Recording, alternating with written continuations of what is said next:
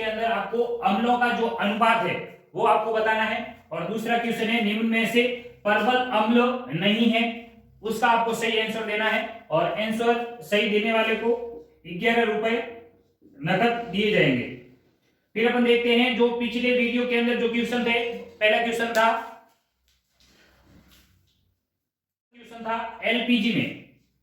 LPG के दहन में किस प्रकार का परिवर्तन होता है। तो आप ध्यान रखिएगा जो एलपीजी है यानी लिक्विफाइड पेट्रोलियम गैस, उसके अंदर रासायनिक व भौतिक परिवर्तन दोनों होते हैं। रासायनिक व भौतिक परिवर्तन दोनों होते हैं। अब देखिए जब सिलेंडर के अंदर गैस होती है तो वह लिक्विड अवस्था में होती है और जब वह पाइप के माध्यम से स्टोव तक आती है तो गैस के फॉर्म में बदल जाती है, यानी उसके अंदर अवस्था परिवर्तन हो रहा है। तो ये कैसा परिवर्तन हो जाएगा, भौतिक परिवर्तन हो जाएगा। और फिर ये गैस का दहन होता है, उसके अंदर रासायनिक परिवर्तन होता है। दूसरा क्वेश्चन था जो पिछले वाले वीडियो के अंदर, वो था क्रिस्टलीकरण में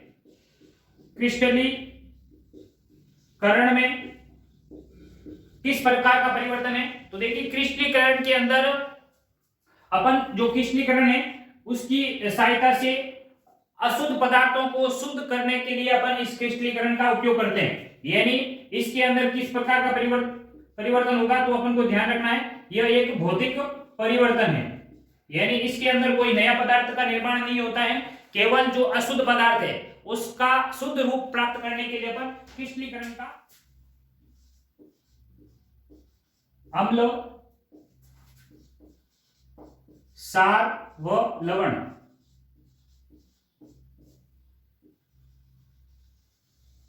अब देखिए अपन सबसे पहले अम्ल के बारे में जो मुख्य जानकारी जो अपन के एग्जाम के अंदर पूछी जाती है उसके बारे में अपन सबसे पहले अध्ययन करते हैं। सबसे पहले अपन बात करते हैं अम्ल की। अम्ल या एसिड। अब देखिए अम्लों के जो मुख्य गुणधर्म है उनके बारे में अपन बात करते हैं। तो अम्ल देखिए सबसे पहले अपन को पता होना चाहिए अम्ल स्वाद के अंदर कैसे होते हैं। तो अम्ल स्वाद में खट्टे होते हैं। अम्ल जो है वो स्वाद के अंदर कैसे होते हैं, खट्टे होते हैं। फिर अपन को ध्यान रखना है अम्ल जो है वो नीले लिटमस को लाल कर देते हैं।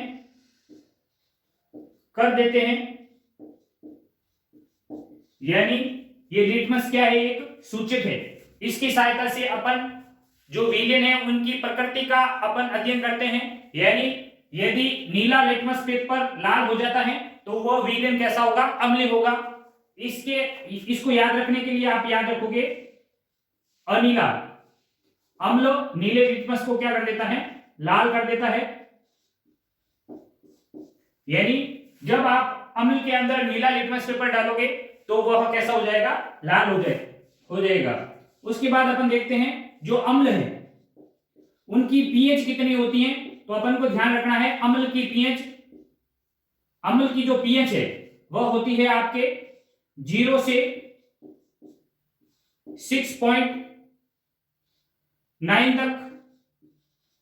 यानी यदि आपको दिया जाए कि निम्न में से कौन सी पीएच अम्लीय है, यदि कोई पीएच 0 से 6.9 तक है तो वह अम्लीय होगी। फिर देखिए यदि किसी अम्ल की पीएच जितनी कम होगी वह उतना अधिक अम्लीय होगा। अम्ल की पीएच जितनी कम होती है वह विलयन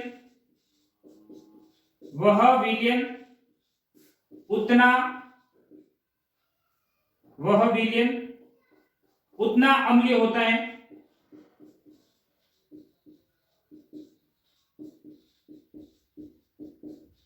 यानी कि आपको 2 विलियन दे दी गई, जैसे मान लो एक विलियन दे दिया गया है 1,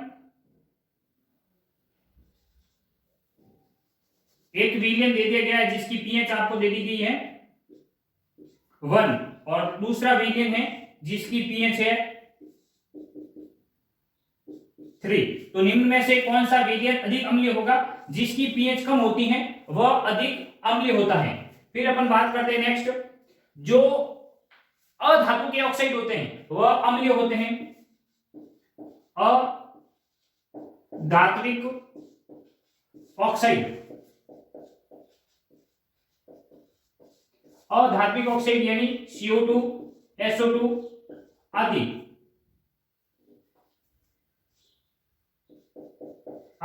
अम्लीय होते हैं। यानी जो अधात्विक ऑक्साइड है उनकी प्रकृति किस प्रकार की होती है? तो अपन को ध्यान में रखना है कि अधात्विक जो ऑक्साइड है उनकी प्रकृति अम्लीय होती है। फिर देखिए, अम्ल धातु के साथ क्रिया कर लवण व H2 गैस का निर्माण करते हैं, हाइड्रोजन गैस का निर्माण करते हैं। जो अम्ल है वह धातु से क्रिया कर लवण व हाइड्रोजन गैस का निर्माण करते हैं। अब देखिए, जैसे मैं ले लूं कॉपर, यानी जो धातु है वह अम्ल के साथ क्रिया करके एक तो क्या करेगा, हाइड्रोजन गैस का निर्माण करेगा, साथ में लवण, जैसे कॉपर सल्फेट हो जाएगा इसमें SO4, यानी ये कॉपर और ये सल्फेट H2S गैस क्या हो जाएगी, इसमें से मुक्त हो जाएगी। उसी प्रकार अपन देख सकते हैं जिंक की अभिक्रिया भी अपन H2SO4 के साथ करवाते हैं, तो इसमें भी जिंक सल्फेट और H2 गैस क्या होती है, मुक्त होती है। अम्ल धातु से क्रिया करके क्या करते हैं, लवण व जल का निर्माण करते हैं। फिर अपन को ध्यान में रखना है कि जो अम्ल है वह क्षार के साथ अभिक्रिया करके लवण व जल का निर्माण करते हैं। नेक्स्ट, अम्ल प्लस क्षार क्रिया करके क्या करेंगे, लवण व जल का निर्माण करते हैं। जैसे अम्ल के अपन ले लेते हैं HCl और जो क्षार है NaOH, ये दोनों अभिक्रिया करके NaCl जो कि क्या एक लवण है और साथ में H2O जल का निर्माण होता है। इन विशेष बातों का अपन को ध्यान में रखना है किसके अंदर, अम्ल के अंदर। सबसे पहले अपन देखते हैं अम्ल स्वाद के अंदर कैसे होते हैं। तो ध्यान रखना, ये स्वाद के अंदर खट्टे होते हैं, लेकिन प्रत्येक अम्ल को अपन टेस्ट करके चेक नहीं कर सकते, यानी उसका स्वाद चेक नहीं कर सकते। इसके लिए अपन क्या करते हैं, कुछ सूचक का उपयोग करते हैं। जैसे लिटमस पेपर हो गया, तो अपन अम्लीय विलयन के अंदर डालेंगे तो नीला जो लिटमस पेपर है वह लाल हो जाता है, इसका मतलब है जो विलयन है वह कैसा है, अम्लीय विलयन है। और अम्लीय विलयन की जो पीएच होती है वह 0 से 6.9 तक होती है। और अम्लीय पीएच जितनी अधिक होगी, यानी अम्ल की पीएच जितनी कम होगी वह विलयन उतना अधिक अम्लीय होगा। यदि पीएच अधिक है तो वह उतना ही क्या होगा, क्षारीय होगा। फिर देखो अधात्विक ऑक्साइड, अधातु के जो ऑक्साइड होते हैं CO2, SO2 वह अम्लीय प्रकृति के होते हैं। अम्ल धातु के साथ अभिक्रिया करके एक तो लवण व हाइड्रोजन गैस का निर्माण करती है। जैसे कॉपर की अपन अभिक्रिया H2SO4 यानी सल्फ्यूरिक एसिड के साथ करते हैं, तो एक तो कॉपर सल्फेट जो कि क्या है, एक लवण है और इसके साथ हाइड्रोजन गैस मुक्त हो रही है। जिंक की अभिक्रिया सल्फ्यूरिक एसिड के साथ अपन करवा रहे हैं, तो जिंक सल्फेट और साथ में हाइड्रोजन गैस मुक्त होगी। अम्ल व क्षार अभिक्रिया करके लवण व जल का निर्माण करते हैं, और इस प्रकार की अभिक्रिया को अपन बोलते हैं उदासीनीकरण, उदासीनीकरण अभिक्रिया। फिर अपन देखते हैं अम्लों के जो प्रकार है वो अपन देखते हैं।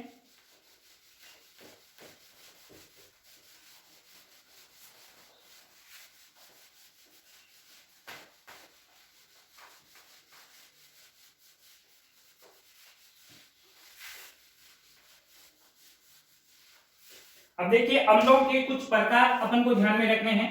जैसे अपन बात करें प्रबल व दुर्बल अम्ल की, प्रबल व दुर्बल अम्ल की। देखिए कुछ अम्ल हैं वो प्रबल होते हैं, जबकि कुछ अम्ल है वह दुर्बल होते हैं। ये अपन को याद रखना है। अपन सबसे पहले बात करते हैं प्रबल अम्ल की।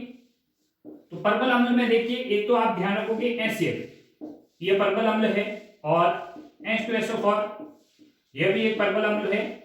और एक आप ध्यान रखोगे नाइट्रिक एसिड HNO3। और यदि आपसे पूछा जाए दुर्बल अम्ल के उदाहरण, तो आप ध्यान रखोगे एक तो कार्बनिक अम्ल H2CO3, और इसके साथ आप ध्यान रखोगे ऑक्जेलिक अम्ल H2C2O4। यदि क्रिस्टलीय ऑक्जेलिक अम्ल आएगा तो उसके साथ .2H2, यानी दो जल के अणु जुड़ जाते हैं, लेकिन निर्जल ऑक्जेलिक अम्ल में H2C2O4, इसके साथ दो जल के अणु नहीं आएंगे। और आप ध्यान रखोगे CH3 COOH, acetic acid, formic acid, ये सारे जो अम्ल हैं वह कैसे होते हैं? दुर्बल अम्ल होते हैं। ये अम्लों के प्रकार है। और एक आप ध्यान रखोगे तनु व सांद्र में क्या अंतर होता है? तनु व सांद्र, जो प्योर अम्ल होता है उसे अपन बोलते हैं सांद्र, या दो विलयनों के अंदर तुलना करके बताया जाता है कि कौन सा विलयन सांद्र है और कौन सा विलयन तनु है। यदि किसी विलयन में जल की मात्रा क्या हो? कम, तो उसे अपन क्या कहेंगे? सांद्र। और यदि किसी विलयन के अंदर जल की मात्रा क्या हो? अधिक हो, अधिक, तो उसे अपन क्या कहेंगे? तनु एसिड या तनु विलयन। तनु या सांद्र का पता लगाने के लिए अपन को पास दो विलयन होने चाहिए। दो विलयन की तुलना करके बताया जाता है कौन सा विलयन सांद्र है व कौन सा विलयन तनु है। यदि किसी के अंदर जल की मात्रा कम है तो अपन कहेंगे सांद्र है वो विलयन, और यदि किसी विलयन के अंदर जल की मात्रा क्या हो? अधिक हो, तो उसे अपन क्या कहेंगे? तनु। फिर अपन बात करते हैं अम्ल के जो स्रोत हैं उनके बारे में। फिर अपन कुछ अम्लों के यूज अपन पढ़ेंगे। इसी के साथ अपन के जो अम्ल है,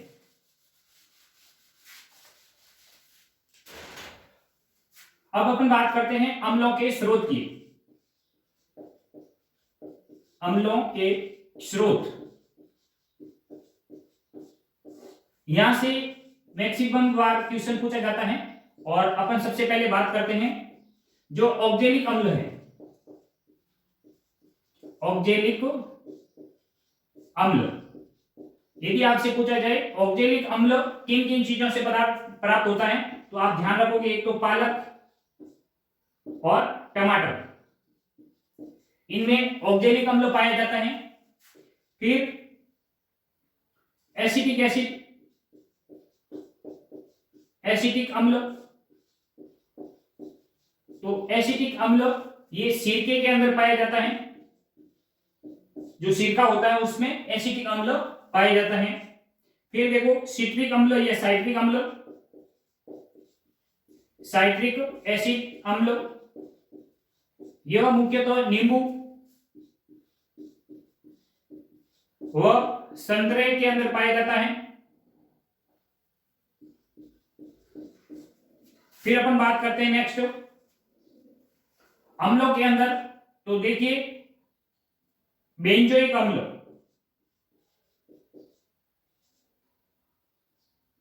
बेंजोइक अम्ल यह मुख्यतः घास व मूत्र के अंदर बेंजोइक अम्ल पाया जाता है। फिर अपन बात करते हैं नेक्स्ट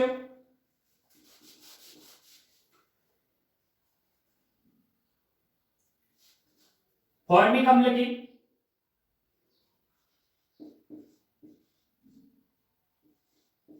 फॉर्मिक अम्ल, तो यह लाल चींटी के रंग में, लाल चींटी में,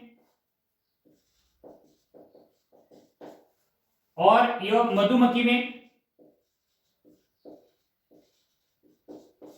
यह पाया जाता है फॉर्मिक एसिड। फिर अपन नेक्स्ट बात करते हैं, अब देखिए ऑक्जेलिक अम्ल किसमें पाया जाता है? पालक व टमाटर में, एसिटिक अम्ल सिरका में, साइट्रिक अम्ल नींबू संतरा में, बेंजोइक अम्ल घास व मूत्र में, और फॉर्मिक एसिड यह पाया जाता है लाल चींटी, मधुमक्खी का जो डंक होता है उसके अंदर, और नेटल के डंक में। नेटल एक पादप है, नेटल के डंक में। उसमें फॉर्मिक एसिड पाया जाता है। फिर आप ध्यान रखोगे लैक्टिक एसिड, लैक्टिक अम्ल।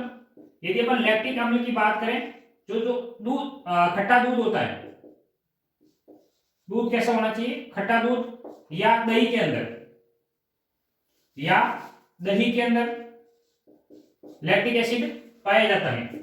और एक होता है मैलिक एसिड, मैलिक अम्ल, यह सेव के अंदर पाया जाता है। मुख्यतः इन सभी का अपन को ध्यान में रखना है। अम्लों के स्रोत की अपन बात करें तो इन सभी स्रोतों का आप ध्यान रखोगे। पालक व टमाटर के अंदर कौन सा अम्ल पाया जाता है, तो ऑक्जेलिक अम्ल। सिरके के अंदर कौन सा पाया जाता है, एसिटिक एसिड। एसिटिक एसिड को अपन सिरके का अम्ल भी कहते हैं। फिर देखिए साइट्रिक अम्ल, नींबू, संतरा, घास और मूत्र के अंदर बेंजोइक अम्ल। फॉर्मिक एसिड, लाल चींटी के डंक में या मधुमक्खी के डंक में, नेटल के डंक में, इनमें फॉर्मिक एसिड पाया जाता है। फिर देखिए लैक्टिक अम्ल, खट्टे दूध या दही के अंदर क्या पाया जाता है, लैक्टिक अम्ल। और मैलिक अम्ल किसमें पाया जाता है, सेव के अंदर पाया जाता है। इन सभी स्रोतों का अपन को ध्यान में रखना है। फिर अपन बात करते हैं कुछ अम्लों के उपयोग की और उनका जो सामान्य नाम है और जो रासायनिक नाम है, उन नामों को भी अपन को ध्यान में रखना है। सबसे पहले अपन बात करते हैं सल्फ्यूरिक अम्ल की, H2SO4, इसे अपन बोलते हैं सल्फ्यूरिक एसिड अम्ल। अब देखो इसका जो सामान्य नाम है, सामान्य नाम की अपन बात करें तो देखिए सामान्य नाम के अंदर इसे अपन तेजाब भी कह सकते हैं, तेजाब, या इसे अपन बोलते हैं गंधक का अम्ल, या इसे अपन बोलते हैं रसायनों का राजा।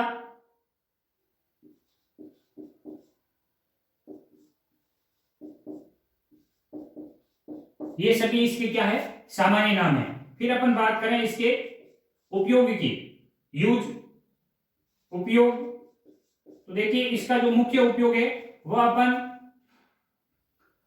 कार, वह जो बड़ी गाड़ियां होती है उनकी बैटरियों के अंदर, यानी वाहनों की जो बैटरियां होती है उनमें, वाहनों की बैटरियों में,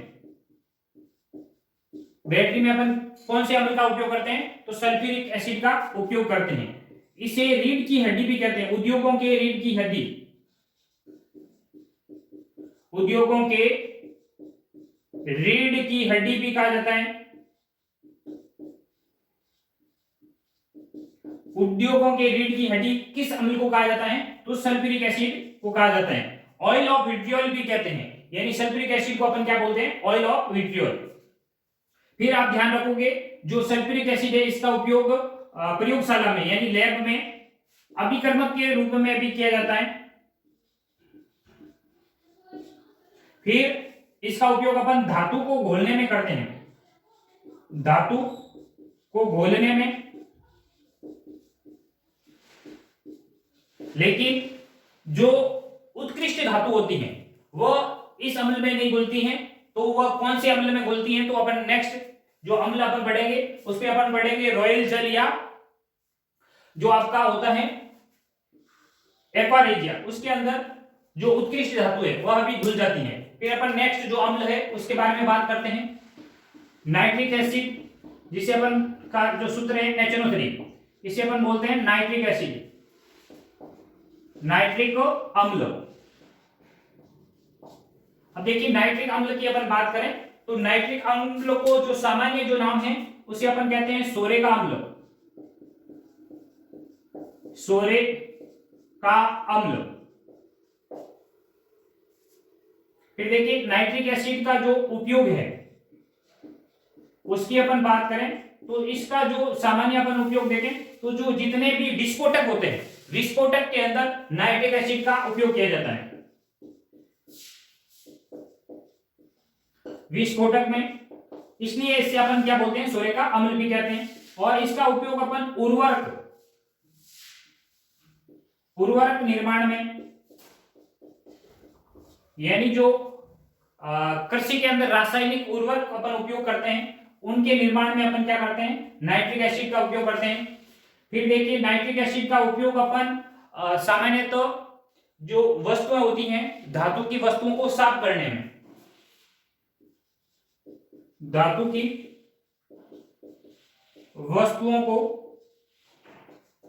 साफ करने में, यदि उनको साफ करने के लिए अपन कौन से अम्ल का उपयोग करते हैं, नाइट्रिक एसिड। यदि मान लो एक कोई भी सिक्का है जो पुराना हो चुका है, बिल्कुल काला, उसको आप नाइट्रिक एसिड के अंदर डालोगे तो वह सिक्का बिल्कुल वैसा का वैसा जो नया था उस प्रकार हो जाता है। और जो घरेलू जो उपकरण होते हैं, अपन रसोई के अंदर जो सामान यूज लेते हैं, वो अधिक काले हो जाने पर भी नाइट्रिक एसिड से आप धोओगे तो वो बिल्कुल एकदम कांच की तरह चमकने लग जाएंगे। फिर अपन बात करते हैं नेक्स्ट अम्ल के ऊपर। एक बार अपन पुनः देख लेते हैं सल्फ्यूरिक एसिड। इसे अपन क्या बोलते हैं, तेजाब या गंधक का अम्ल। इसे रसायनों का राजा भी कहा जाता है। और ध्यान रखोगे वाहन की जो बैटरियां हैं उनके अंदर कौन सा अम्ल भरा जाता है, तो सल्फ्यूरिक एसिड भरा जाता है। इसे उद्योगों के रीढ़ की हड्डी कहा जाता है, यानी जितने भी उद्योग है उनके अंदर सल्फ्यूरिक एसिड का यूज होता ही है। और जो लैब है, लैब के अंदर अभिकर्मक के रूप में इसका उपयोग किया जाता है, धातु को घोलने में इसका उपयोग किया जाता है।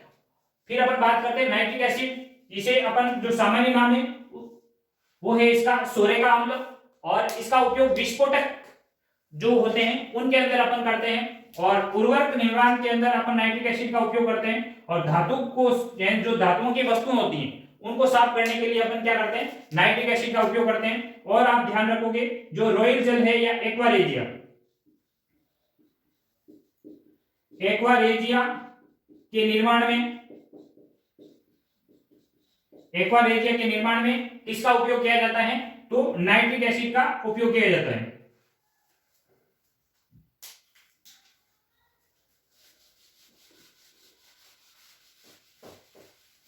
देखिए फिर नेक्स्ट जो अम्ल है, यदि अपन बात करें तो HCl, जिसे अपन नमक का अम्ल भी कहते हैं।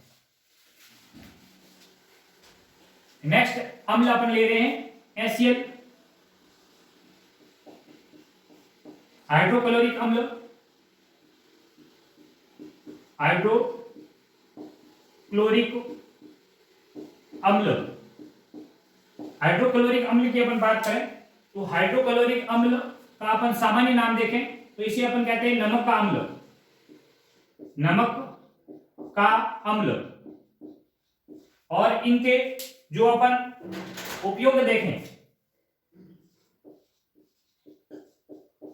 उपयोग देखें तो नमक के शुद्धिकरण, नमक के शुद्धिकरण में इसका उपयोग किया जाता है।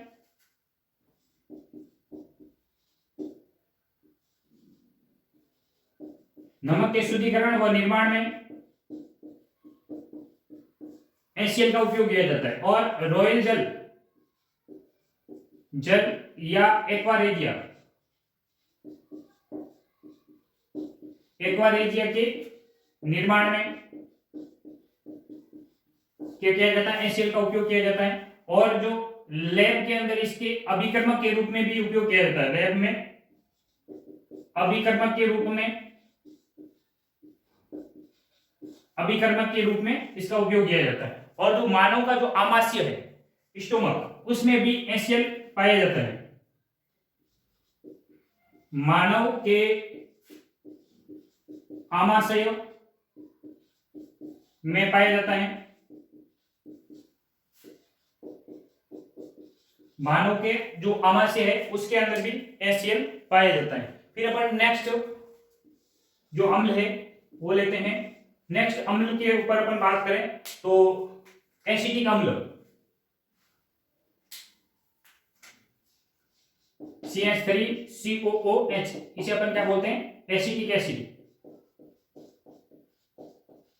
एसिटिक अम्ल। इसे अपन सिरका का अम्ल भी कहते हैं, सिरके का अम्ल। इसका उपयोग भी अपन लैब के अंदर अभिकर्मक के रूप में करते हैं। उपयोग लैब यानी प्रयोगशाला के अंदर अभिकर्मक के रूप में, रिएजेंट के रूप में इसका उपयोग किया जाता है। और अचार में यानी खाद्य पदार्थों में इसका उपयोग किया जाता है।